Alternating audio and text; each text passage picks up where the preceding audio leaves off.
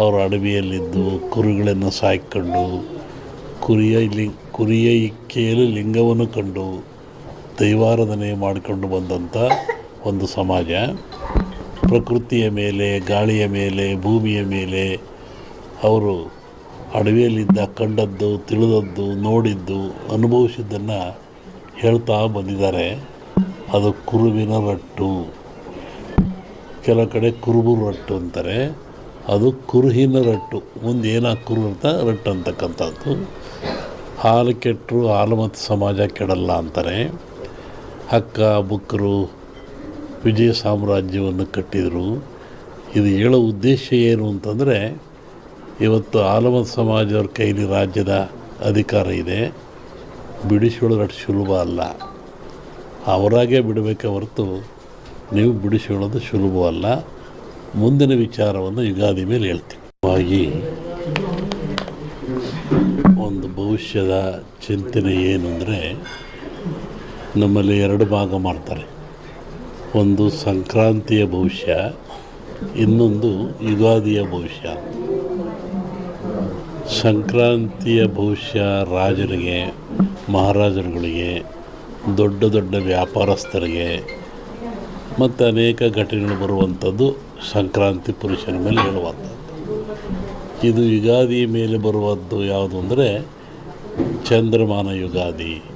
ಚಂದ್ರನನ್ನು ಆಧಾರವಾಗಿರಿಸಿಕೊಂಡು ಮಳೆ, ಬೆಳೆ, ನಾಡಿನ ಸುಭಿಕ್ಷತೆ, ಆಗುಹೋಗುಗಳು, ರಾಜರು, ಆಳ್ವಿಕೆಗಳು, ಅವಘಡಗಳು, ದುಃಖ ದುಮ್ಮಾನಗಳು, ಸಂತೋಷಗಳು, ಇದ್ರ ಮೇಲೆ ಹೇಳುವಂಥದ್ದು ಯುಗಾದಿಯ ಸಂವತ್ಸರ ಫಲ ಅಂತ.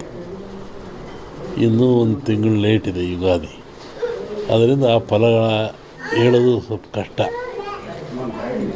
ಈಗ ನೀವು ಕೇಳುವಂಥದ್ದು ಏನು ಅಂತಂದರೆ, ಮಳೆ ಬೆಳೆಗಳು, ಆರೋಗ್ಯ ಮುಖ್ಯವಾಗಿ.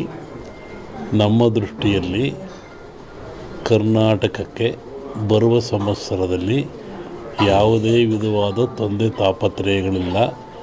ಮಳೆ ಬೆಳೆಗಳು ಚೆನ್ನಾಗಿ ನಡೀತವೆ, ಸುಭಿಕ್ಷತೆ ಇರ್ತದೆ ಮತ್ತು ನಾಡಿನಲ್ಲಿ ಯಾವುದೇ ಕೊರತೆ ಕಾಣ್ತಾ ಇಲ್ಲ. ಯುಗಾದಿಯ ನಂತರ ಕರ್ನಾಟಕದ ಬಗ್ಗೆ ಮತ್ತು ಜಾಗತಿಕ ಬಗ್ಗೆ ಭಾಳ ಅಜಾಗರೂಕತೆ ಇದೆ, ತೊಂದರೆ ಇದೆ. ಹೋದ ವರ್ಷಕ್ಕಿಂತಲೂ ಹೆಚ್ಚಿನ ಭೀಕರತೆ ಕಾಡುವ ಲಕ್ಷಣ ಇದೆ. ಅದನ್ನು ಯುಗಾದಿ ನಂತರ ಹೇಳ್ತೀನಿ. ಇತ್ತೀಚಿನ ದಿನಗಳಲ್ಲಿ ಎಲ್ಲರೂ ನೋಡಿದಂಗೆ ಭೂಕಂಪಗಳು ಹೆಚ್ಚಾಗ್ತಾ ಇದ್ದಾವೆ. ಇದನ್ನು ಒದರಿಸುವೆ ಹೇಳಿದ್ವಿ ನಾವು. ಇದನ್ನು ಭೂಕಂಪಗಳು, ಭೂಮಿ ಅಗಲತಕ್ಕಂಥದ್ದು, ಜನರಿಗೆ ಸಾವು ನೋವು ಆಗ್ತಕ್ಕಂಥದ್ದು, ಕಟ್ಟಡಗಳು ಬೀಳ್ತಕ್ಕಂಥದ್ದು, ಇದು ಮುಂದುವರಿದ ಜೊತೆಗೆ ಭೂ ಸುನಾಮಿ, ಜಲ ಸುನಾಮಿ, ಬಾಹ್ಯ ಸುನಾಮಿ ಅಂತ. ಇಲ್ಲಿವರೆಗೂ ಬರೀ ಜಲ ಸುನಾಮಿ ಆಗ್ತಾಯಿತ್ತು. ಸಮುದ್ರದಲ್ಲಿ, ಸಾಗರದಲ್ಲಿ ಸುನಾಮಿ ಬಂದು ತೊಂದರೆ ಆಗ್ತಾಯಿತ್ತು. ಈ ಸತಿ ಭೂ ಸುನಾಮಿನೂ ಇದೆ. ಭೂಮಿ ಒಳಗೆ ಸುನಾಮಿಯಾಗಿ ಕಂದಗಾಗ್ಲಕ್ಷದ್ದು.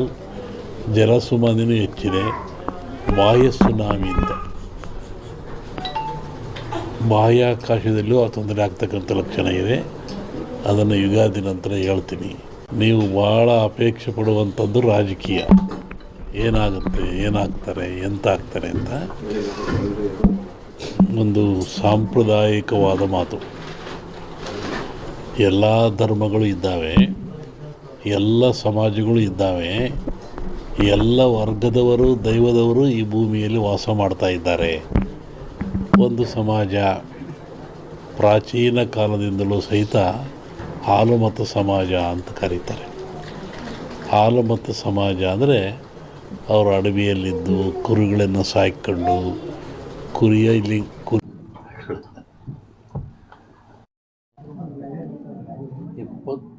ದಿವಸ ಹಿಂದೆ ನಾನು ಧಾರವಾಡದಲ್ಲಿ ಹೇಳಿದ್ದೆ.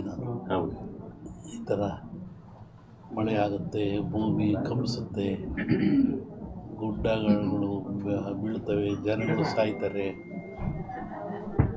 ರೋಗ ರುಜಿನಗಳು ಹೆಚ್ಚಾಗ್ತವೆ.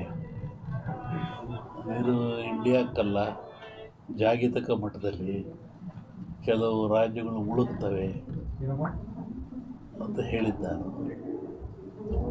ಈಗ ಅದರ ಪ್ರಕಾರವಾಗಿ ನನ್ನ ಲೆಕ್ಕ ಇನ್ನೂ ಅಮಾವಾಸ್ಯೆವರೆಗೆ ಇರ್ತದೆ.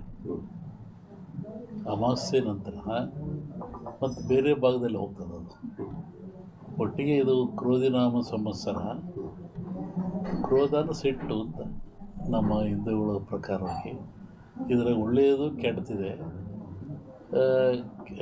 ಒಳ್ಳೆಯದಕ್ಕಿಂತ ಕೆಟ್ಟದೇ ಜಾಸ್ತಿ ಪ್ರಾಕೃತಿಕವಾಗಿ.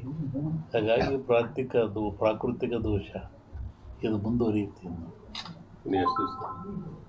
ನನ್ನ ಲೆಕ್ಕದಲ್ಲಿ ಅಮಾವಾಸ್ಯೆವರೆಗೂ ಒಂದು ಭಾಗದಲ್ಲಿ ಕಮ್ಮಿ ಆಗ್ತದೆ, ಅಮಾವಾಸ್ಯೆಗಳು ಮತ್ತೊಂದು ಭಾಗದಲ್ಲಿ ಜಾಸ್ತಿ ಆಗ್ತದೆ.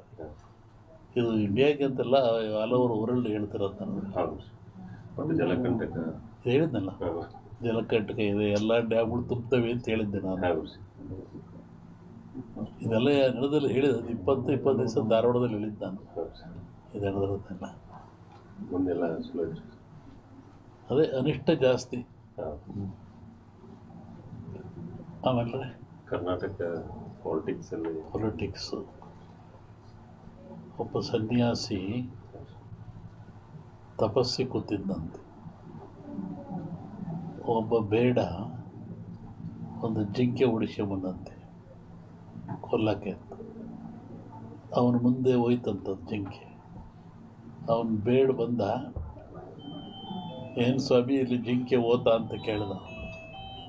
ಇವನು ಹೇಳಿ ಕೇಳಿ ಸನ್ಯಾಸಿ ಅವನಂದ, ಈ ಓತು ಅಂತ ಹೇಳಿಬಿಟ್ರೆ ಕೊಂದು ಬಿಡ್ತಾನೆ, ಆ ಕೊಂದು ಪಾಪ ನನಗೆ ಬಂದುಬಿಡುತ್ತೆ. ಇಲ್ಲ ಅಂತೇಳಿದ್ರೆ ಸುಳ್ಳು ಹೇಳಿದ ಪಾಪನೂ ಬರುತ್ತೆ ನನಗೆ, ಏನು ಮಾಡೋದು ಅಂತ ಯೋಚನೆ ಮಾಡಿದ್ದಂತ ಅವನು. ಆಮೇಲೆ ಮತ್ತೆ ಅವನ ಆಸೆ ಕೇಳಿ, ಎಲ್ರಿಗೊಂದು ಹೇಳ್ರಿ ಇದ್ರಿ ಸ್ವಾಮಿಗಳು ಇಲ್ಲೇ ಓತಲ್ಲ. ಅದಕ್ಕೆ ಅವನು ಸನ್ಯಾಸಿ ಹೇಳಿದಂತೆ, ಯಾವುದು ನೋಡ್ತು ಅದಕ್ಕೆ ಮಾತಾಡೋಕ್ಕೆ ಬರಲ್ಲ, ಯಾವುದು ಮಾತಾಡ್ತು ಅದು ನೋಡಲಿಲ್ಲ, ಏನು ಮಾಡಪ್ಪ ನಾನು. ಕಣ್ಣು ನೋಡ್ತು, ನಿನಗೆ ಕಣ್ಣೇ ಹೇಳಬೇಕು ಓತು ಅಂತ, ಅದು ಮಾತಾಡಲ್ಲ. ಆದರೆ ನ್ಯಾಲಿಗೆ ಮಾತಾಡುತ್ತೆ, ಅದು ನೋಡಲಿಲ್ಲ, ನಾನೇನು ಮಾಡೋಣ ಅಂತ. ಹಂಗೆ ಈ ರಾಜಕಾರಣ ಹೇಳ್ಬೇಕಾದ್ರೆ ನಾವು ಹುಷಾರಾಗಿ ಹೇಳ್ಬೇಕಿದ್ರಲ್ಲಿ.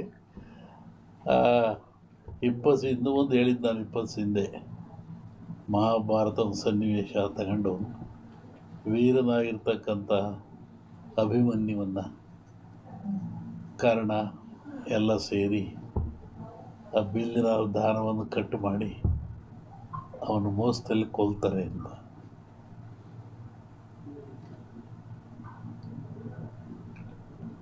ಆಮೇಲೆ